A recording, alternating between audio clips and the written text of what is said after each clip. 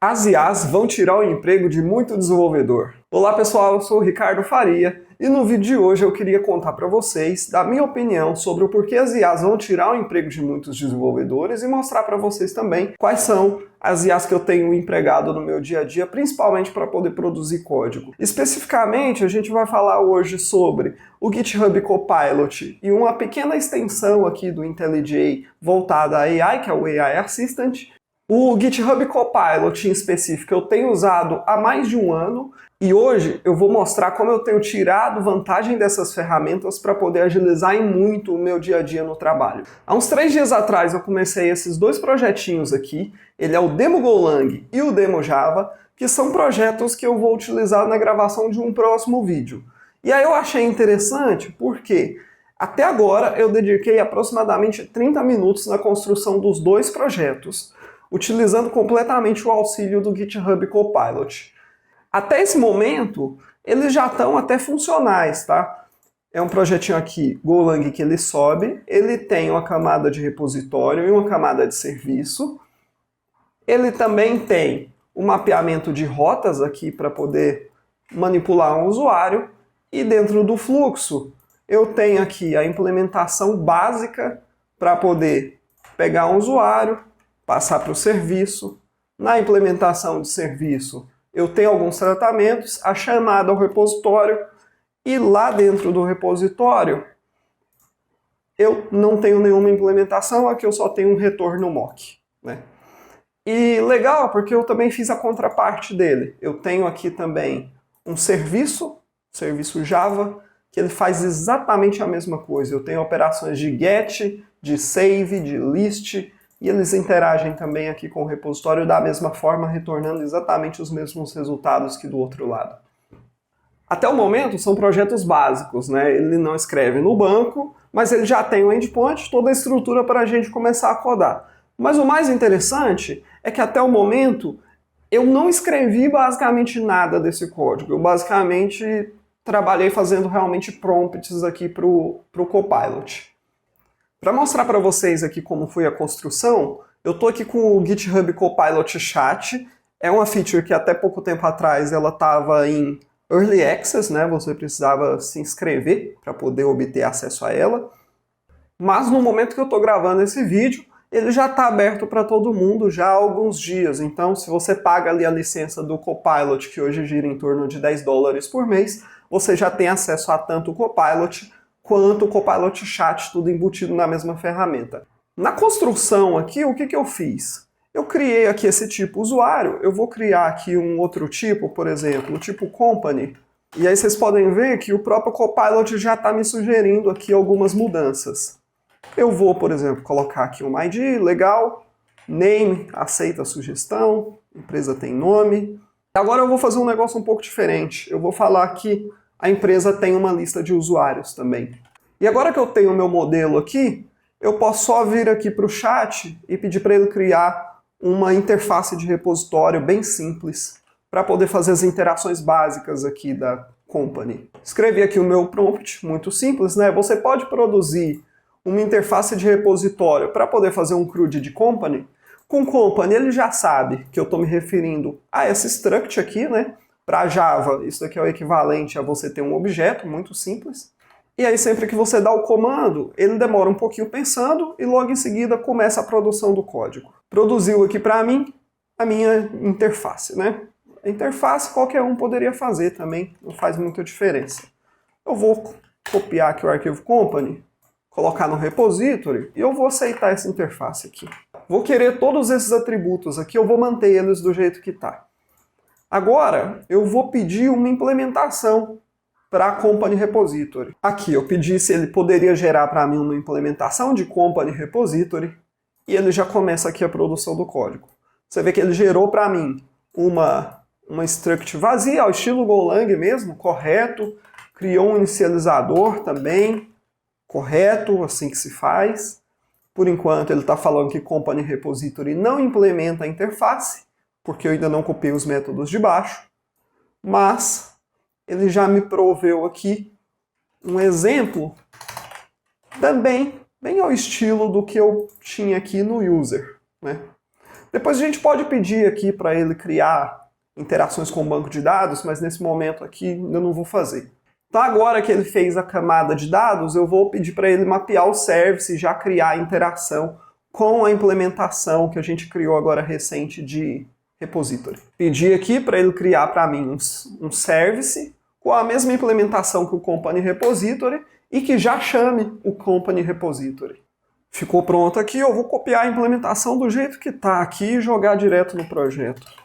Vamos ver aqui se ele fez mais ou menos conforme a gente espera. Company Service recebe um company repository, ele cria um company repository, ele manda dar o create company, no get company ele valida se deu erro, se a ID é 0, isso daqui não faz sentido, então aqui foi uma alucinação, eu vou remover. No update company, tratou o erro, gerou a mensagem para mim, no delete também. No list companies, ele fez um sort aqui pelo ID.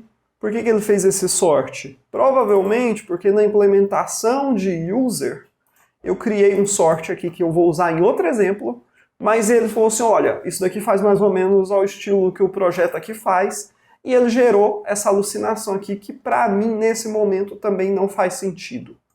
E agora a gente vai para a parte aqui do endpoint. Legal, esse é meu prompt. Eu vou pedir para ele criar endpoints básicos de ações para o user.go lá do services. Vamos criar aqui o arquivo company.go. Ele também tem uma funcionalidade legal, que é, você pode vir aqui e ao invés de ter que copiar, você marca o ponto do código que você quer e você manda ele inserir o bloco no cursor. Aqui, a IDE já se atrapalhou um pouco com a própria cópia, né? Porque ela fez o import, já tinha o package, mas isso não precisava, então eu vou apagar. E vamos agora fazer a revisão aqui. Ele criou o router, então, ou seja, seguindo a mesma nomenclatura que estava sendo utilizada aqui. Beleza, já mapeou o serviço, criou aqui para mim os endpoints básicos. Aqui, ele já sabe interar para poder ler do body a company, mandou criar, tratou o erro, retornou o internal server erro, voltou ok. No get, se a ID não parsear, ele já volta um bad request, ele faz a chamada, se o erro for diferente de nulo, faz um internal server error, tudo certinho aqui. Aparentemente, os endpoints construídos, né? E aí você vai falar, Ricardo, mas tudo isso que você mostrou são coisas muito simples, né? Qualquer um poderia ter construído esse endpoint, certo? Eu mesmo faço CRUD com uma frequência grande, poderia ter feito isso daqui. Só que, quanto tempo eu gastaria para poder construir esse arcabouço inteiro com base somente em um pequeno modelo que eu descrevi, né? Então, ele fez para mim todas as camadinhas. Legal, provavelmente aqui não inclui nenhuma regra de negócio que eu de fato precisar fazer. Só que, por outro lado, ele já deixou a estrutura base pronta, de forma que agora, se eu precisar fazer qualquer mudança ali dentro do serviço, uma nova validação, alguma coisa, já ficou bem em ponto de bala. Mas, novamente, qual que é o meu ponto? No dia a dia, existem várias horas que eu tenho que fazer esse trabalho braçal, né? De criar um repository, criar um service, mapear no endpoint. Esse tipo de trabalho, dependendo da equipe, pode ter que ser várias tasks criadas, tem que cair, vai cair para um júnior, que o júnior ele vai ter que entender, vai ter que fazer aqui esse CRUD. Eu provavelmente, para poder construir esse código aqui inteiro, eu gastaria aí umas 2 horas mais ou menos, né? Para poder cadastrar o repository, cadastrar o serviço, cadastrar o controller. Seria mais prático se eu já tiver, por exemplo, um outro, né? Normalmente a gente faz isso no dia a dia, você copia ali da outra classe e só troca os nomes, então você já acaba tendo ali um esqueleto prontinho. Mas esses trabalhos que seriam assim, de nenhum raciocínio, né? Só cópia mesmo, o Copilot faz muito bem. E ele faz até alguns que dariam um pouco mais de trabalho de pensamento, mas que você consegue agora fazer sem ter que correr o risco de fazer manual e acabar errando. Vou dar um exemplo de algo que eu usei essa semana no meu trabalho.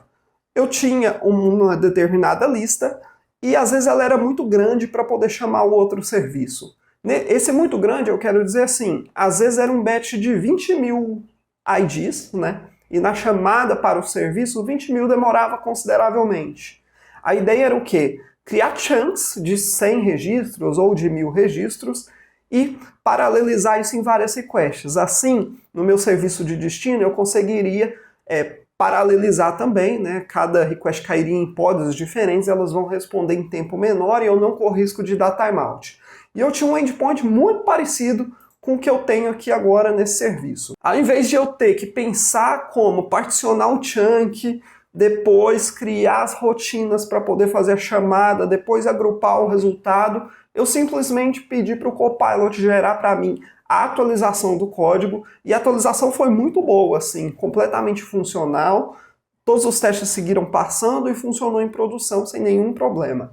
Eu estou aqui no serviço, né, do List Companies, onde eu passo as IDs, e agora eu vou querer particionar esse conteúdo. Olha só, eu não vou nem linkar o código, eu só estou pedindo para ele se ele pode criar chunks aqui dos IDs recebidos em grupos de 100 resultados, fazendo com que as operações para Company Repository sejam executadas em paralelo. Olha só, esse daqui é a primeira produção de código que ele fez para a gente. Basicamente criou aqui o List Companies, né? Em Golang, o paralelismo ele é um pouco mais feio, assim, ele coloca muito verboso mesmo, né? Basicamente, ele criou um waiting group, porque ele vai disparar as threads e depois nesse waiting group que a gente vai acumular os resultados e aguardar. E aqui ele está fazendo 2 channels, um para poder receber o company e outro para poder receber o erro. Isso daqui já não ficou tão legal, porque eu não costumo usar assim. Normalmente o pessoal cria um channel com um conteúdo, né, um modelo criado aqui específico, já contendo tanto o array de companies quanto o de error já do outro lado, para poder facilitar o resultado. Então eu vou pedir para ele trocar para mim o código. Aqui eu pedi mais informações. Eu basicamente estou pedindo para primeiro ele fazer o chunk dos IDs, porque eu achei que ficou um pouco feio aqui a forma como está, dentro de um for a execução. Depois eu quero que ele crie um model temporário para poder guardar os dados de resultado. Assim eu vou ter apenas um channel ao invés de 2. Você vê que aqui ele já trouxe, né, o result, criou os chunks. Aqui ele disparou a execução dos chunks. E agora ele vai agrupar os resultados todos em um só aqui para mim. Você vê que ele faz o que você pediu. Ele não está preocupado com qualidade de código, com nada, né? O ideal seria o quê? Eu talvez extrair isso daqui, né? Ou talvez até mesmo utilizar uma lib. Por exemplo, aqui você tem a Lodash para Golang, que ela poderia muito facilmente criar isso daqui e resolver para você a questão. Por outro lado, esse daqui já não é nem um código tão iniciante, ele já é um código um pouco mais complexo. Tanto que o próprio sistema já não conseguiu gerar facilmente uma versão legal, ou pelo menos não que eu gostasse assim de cara. Eu já tive que dar mais informações, né, para que ele produzisse o código exatamente como eu queria que funcionasse. Mas esse daqui é um cenário que eu de fato usei no meu trabalho. Basicamente ocorreu as mesmas coisas, salvo pelo fato de que ele não tentou fazer com 2 channels. Ele gerou com um channel só, na minha interação que eu tive no trabalho, e já funcionou tudo beleza. Então legal, pessoal. Eu mostrei aqui para vocês um uso clássico, né? Um uso para poder fazer um CRUD, legal, fim a fim, né? Se você pedisse aqui para ele gerar as tabelas de banco, gerar os selects, tudo ele ia gerar com alguma tranquilidade, porque aqui são modelos até bem pequenos, né? Quanto mais direcionado o contexto, mais a tendência ele tem de te dar resultados muito assertivos, né? E se ele não te dá um resultado assertivo, você vai lá e complementa e assim você acaba chegando em um resultado melhor. Mas aí eu quero trazer a discussão polêmica mesmo. Por que eu acho que esse tipo de ferramenta vai acabar tirando o trabalho de muitos desenvolvedores? E talvez os desenvolvedores que ela vai tirar assim, num primeiro momento, não seja você aí, desenvolvedor sênior, que já tem o seu emprego, que você sabe o que pedir, já sabe o como trabalhar, né?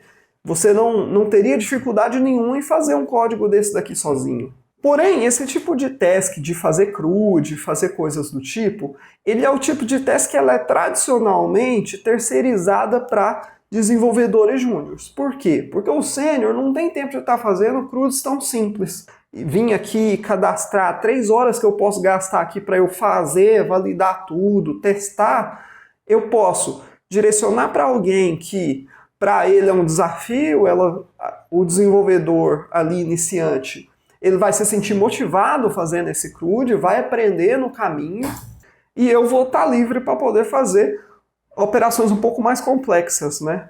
Porém, eu tendo agora a capacidade de construir esses códigos que são mais simples, de forma tão rápida, para o sênior isso já não fica tão perca de tempo. Eu posso, no meio do caminho de uma task que eu já ia fazer, eu peço aqui para poder gerar as coisas, passo uma pequena revisão, para mim faz todo o sentido.